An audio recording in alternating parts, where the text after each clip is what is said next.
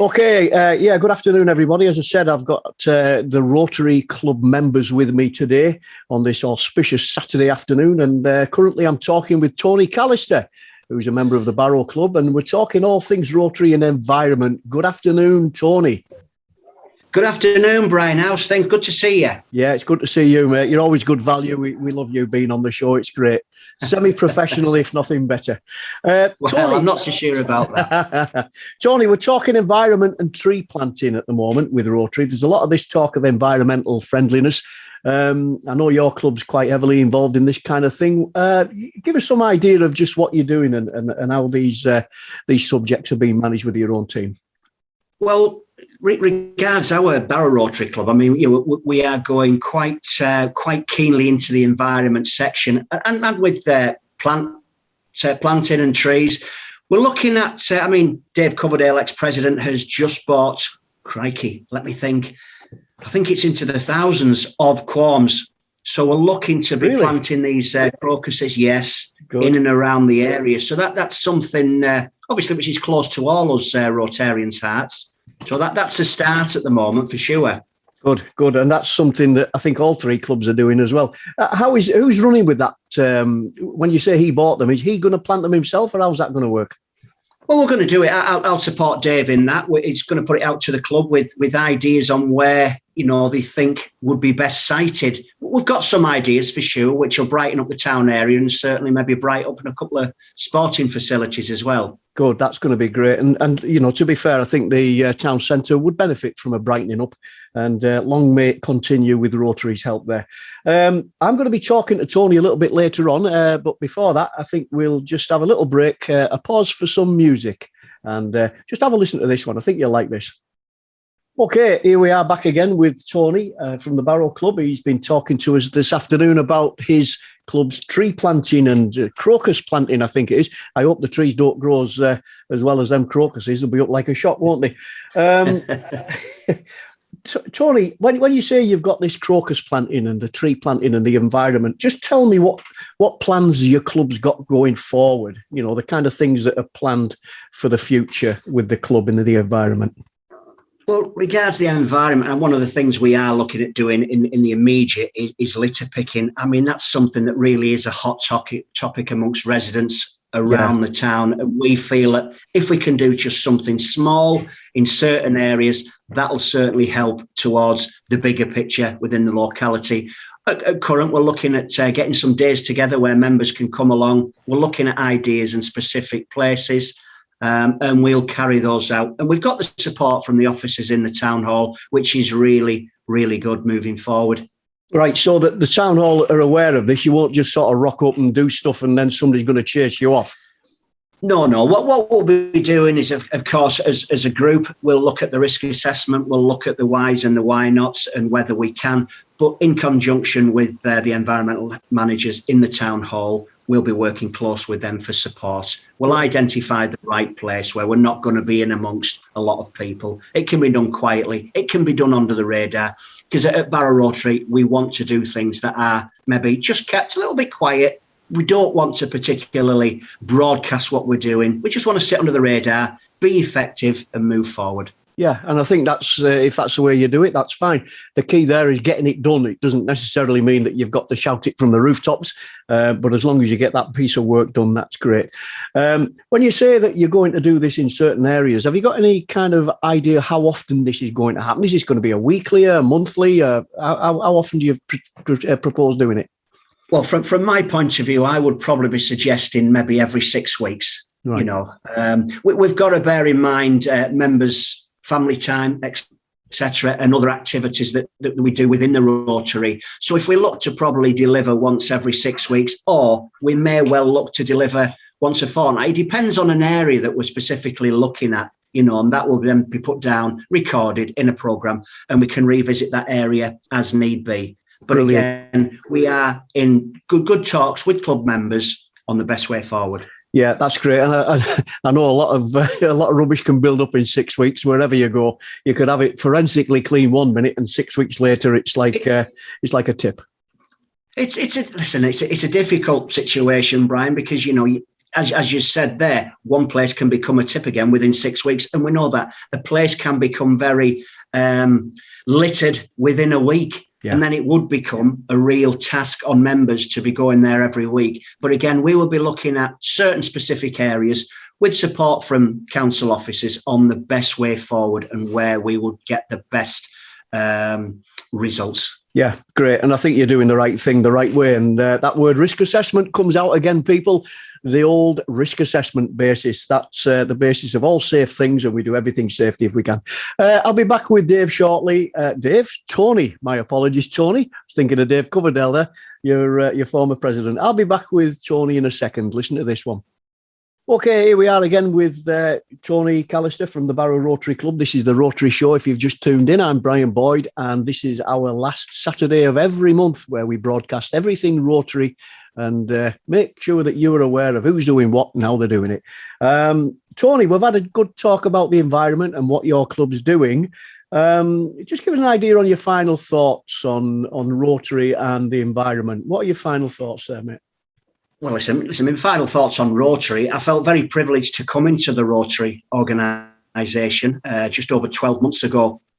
I was well aware of what Rotary stood for, so I knew what I was coming into. I was very fortunate as mayor to be able to sit in on Rotary charter dinners, met many friends, I knew many friends there. So again, very privileged to come in. And over these last 12 months, I've learned so much within my club from what I would class as the members in our club, proper pillars of society. They've been there, they've done that, significant people within the society, and I'm learning so much from them. So as a Rotary Club moving forward, I'm very lucky to have that support from good people within the club, helping me, supporting me, and certainly now within my role, looking after environmental things. And we've got some great ideas. We've got plenty of ideas within the club on all manner of things. But again, it's just harnessing, making sure it's delivered carefully. And again, just to reinforce through risk assessments that it's delivered very, very safely. So to me, moving forward, it's very, very exciting for me being a member of Barrow Rotary. There's enthusiasm. If you can pick that up through your radio, that's enthusiasm. And if you're looking at this on the video, you'll see Tony smiling away there. And I know Tony, and he's a great member, and he's doing a great job for his Rotary Club. And it all goes towards the general Rotary experience within the community.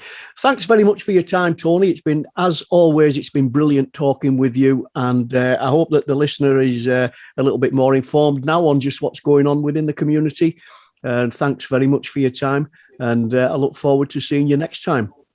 Thanks, Brian. As usual, it's been an absolute pleasure. But what I will leave with, if there's any people out there that are listening into the show and they'd like to know a little bit more about Rotary and they know a little old daft me, please just get in touch with me. Give me a little bit of a nudge, and I'm more than happy to meet somebody for a coffee, have a chat at any time, just to let them know the great work that goes on with the Rotary clubs. Absolutely brilliant, Tony. I wonder if you've ever thought about selling life insurance and pensions.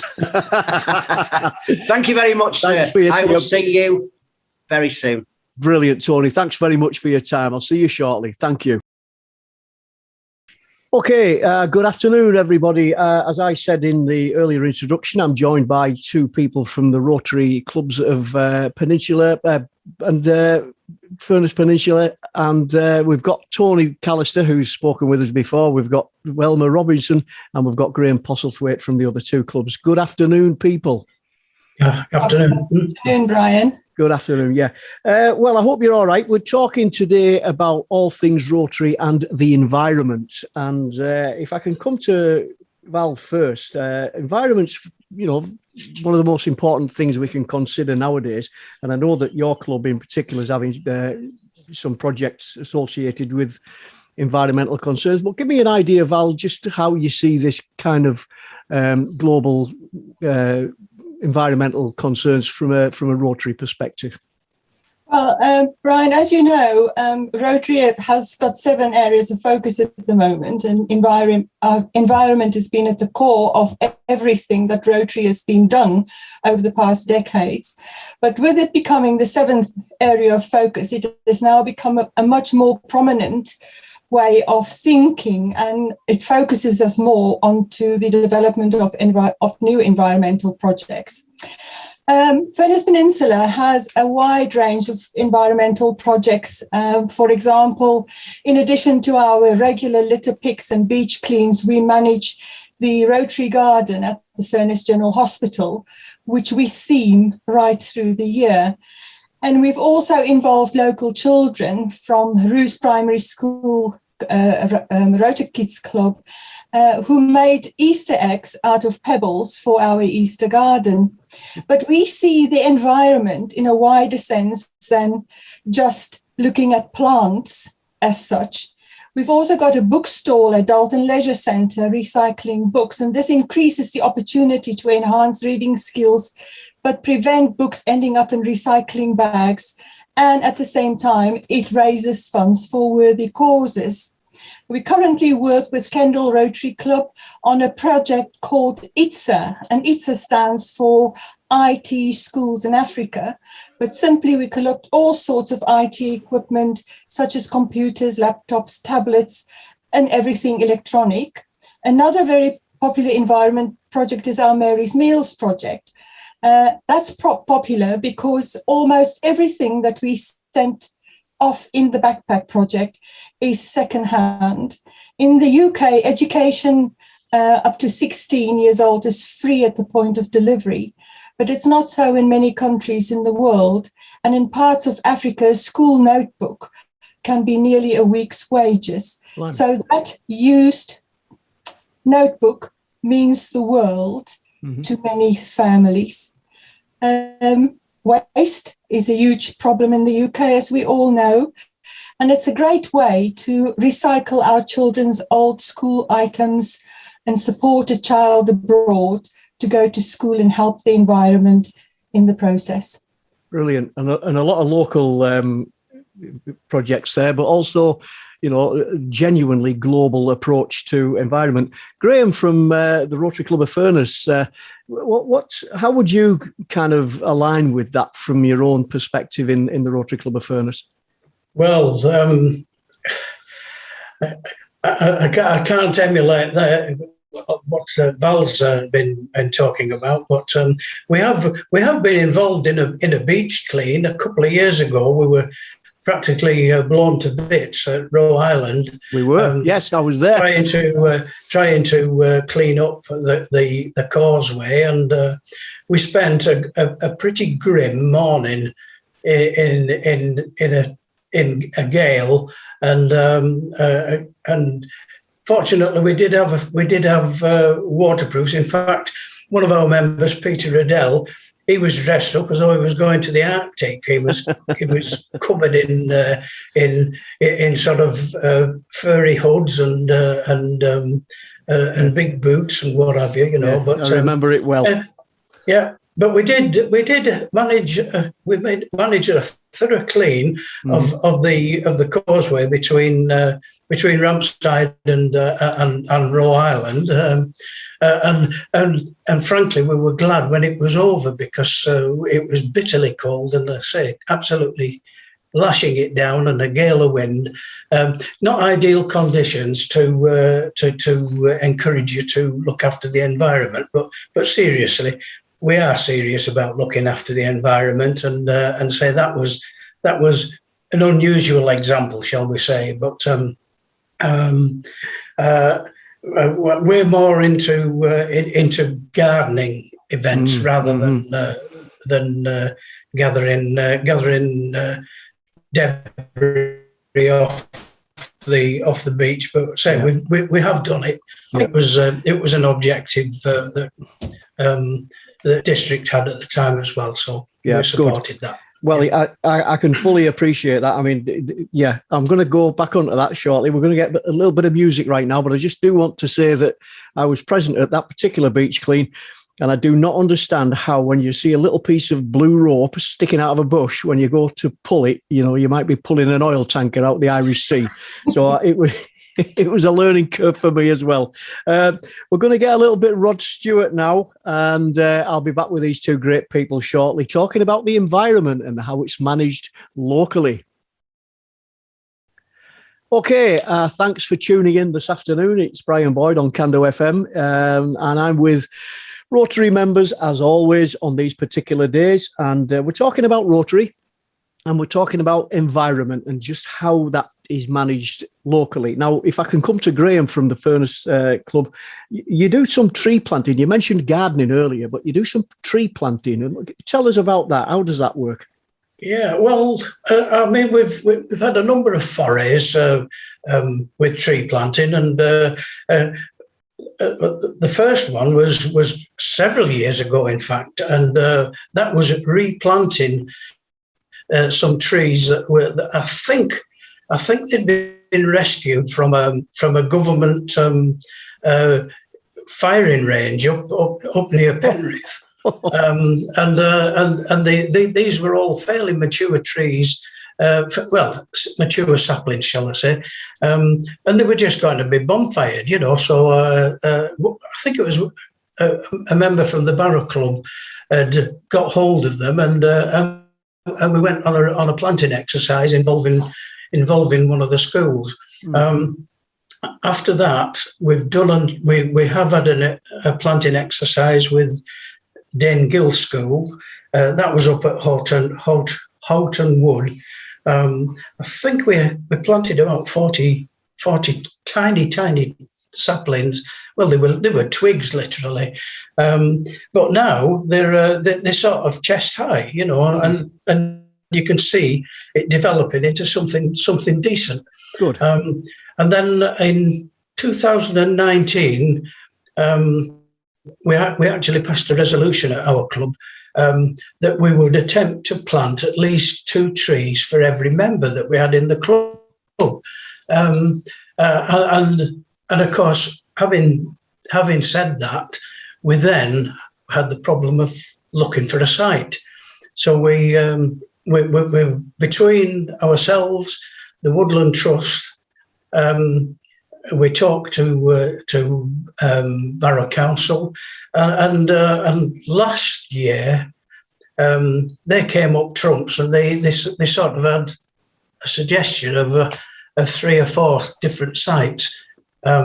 First one was in Dalton, just on the junction of Coronation Drive and Greystones Lane, and we had a small plant in there.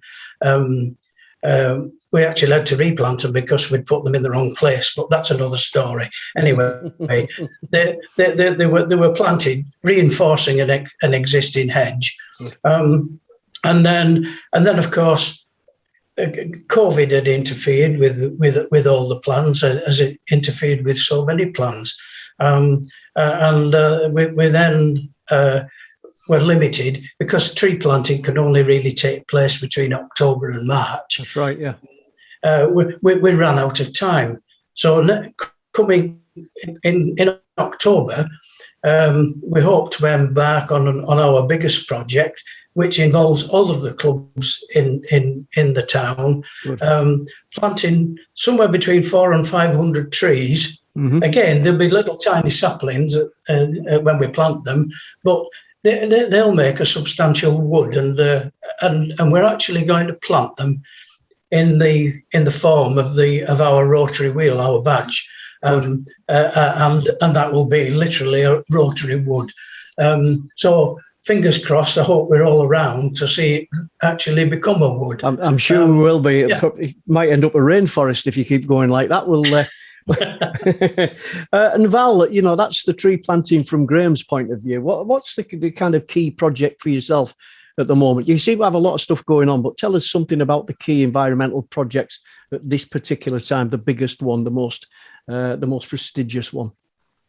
Well, as Graham so eloquently explained, that the tree planting that your club at this moment in time is organising, we've been asked if we would participate, and we very much look forward to the opportunity to help to plant all these trees. And we very much would like to be involved. And in the past, we have worked with 6 local schools to help with tree planting. Don't know if you can remember, but about 4 years ago, the RI president at that time asked that every Rotary club in the world plant 1 tree per member, and we did participate in that. And through the help of the children in the schools, we've managed to plant quite a substantial number of trees. Another environmental project that we're planning on this year is, and we're just in the process of launching it, is the wrap-up program. Now, again, that has got nothing to do with trees, but it keeps clothes out of landfill. And we launched that in October, hopefully on the 11th of October, where we collect nice, decent, clean, thick winter coats for men, women, children, babies. And we will obviously make everybody in the area aware of where the collection points will be and where they can drop off those unwanted thick winter coats to help those less fortunate than ourselves. Great. And that came up again. And I mean, I've done a number of these now, and each time we get that cross-border activity between all the clubs who are working together, working in isolation. And when you say we would like to be involved, I'm sure that Graham will make sure that you're as fully engaged as you can possibly be with all these environmental issues. Thanks. It sounds like it's all going very well. We're going to listen to a little bit of George Michael now, and I'm coming back with these people, these wonderful people, for the final thoughts on what they're doing in the environment. George Michael. Okay, here we are again with these wonderful Rotarians here who are doing great work in the environment, and that's what we're talking about today. Everything that's going to make the world a better place to live in, and it's ranging from, stopping things going into landfill to cleaning up beaches to planting trees. And for me, it's all a part of the bigger picture, and these people are doing great work in the community. If I can come to Val first for your final thoughts on environmental issues and what Rotary are doing about it, maybe the forward plans and perhaps some mission statements that you have as a club. Well, I think for our club, and we've discussed it quite in length, is our district governor this year, one of his goals is for each and every club to create a purple garden. And I have mentioned the Furness General Hospital previously. So we have obtained permission to start a second garden there. And that is going to be the Purple Garden. And purple will probably be in aid of the End Polio Now campaign. Now, as you all know, at local, national and international levels, Rotary has worked as an organisation and with many partners to improve the environment. And that focus will become even greater over the coming decades.